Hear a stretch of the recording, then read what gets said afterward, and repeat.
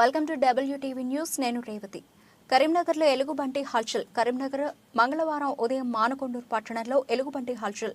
చెరువు కట్ట వద్ద ఓ ఇంటి ఆవరణలో ఉన్న చెట్టుపై ఎలుగుబంటి కూర్చుని ఉండడాన్ని గమనించిన స్థానికులు, పోలీసులు, అటవీ శాఖ సిబ్బందికి సమాచారం అందించారు. ఘటనా స్థలానికి చేరుకున్న అధికారులు స్థానికులను ఇంట్లో నుంచి బయటకు రాకుండా ఉండాలని కోరారు.